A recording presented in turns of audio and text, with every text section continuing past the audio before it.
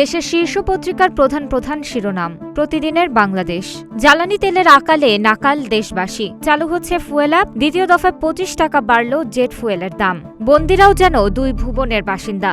কারাগারে বৈষম্য, স্বর্গ নরকের ব্যবধান। কারাগারের সাবেক speaker Shirin Sharmin Chowdhury. Helmet, bullet proof jacket ছাড়াই তোলা হয় এজলাসে।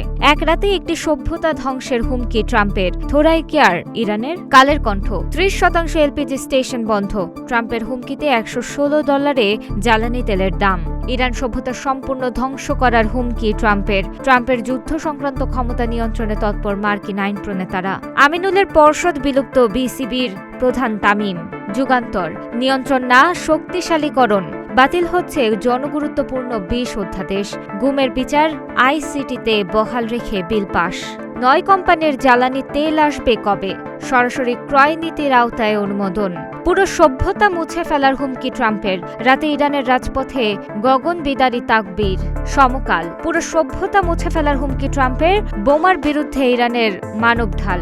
আদেশ অমান্য নাকি যুদ্ধাপরাধ? মার্কিন কর্মকর্তারা দ্বিধায়। 3 মাসের মধ্যে স্বাধীন ও পৃথক বিচার বিভাগ সচিবালয় প্রতিষ্ঠার নির্দেশ হাইকোর্টের পূর্ণাঙ্গ রায়। ক্রিকেট বোর্ডে ছেলে খেলা। কমিটিতে বিএনপির 3 নেতার ছেলে, 1 নেতার স্ত্রী। এখনো বৈধ সভাপতি দাবি বুলবুলের। ইত্তেফাক। একটা সভ্যতার মৃত্যু ঘটবে। ট্রাম্প হুমকিকে পাত্তা দিচ্ছে না ইরান। খার্গো দ্বীপ, রেল ও সড়কপথে হামলা যুক্তরাষ্ট্র ইসরায়েলের। হত্যা চেষ্টা মামলায় গ্রেফতারের পর কারাগারে শিরিন শারমিন। হুড়োহুড়ির মধ্যে সিঁড়িতে পড়ে যান। আদালত চত্বরে জয় বাংলা স্লোগান ঘিরে আইনজীবীদের দুই পক্ষে হট্টগোল। সর্দি জ্বর হলেই হাম নয়, ব্যবস্থাপত্র ছাড়া অ্যান্টিবায়োটিক দেওয়া যাবে না, বিশেষজ্ঞদের পরামর্শ।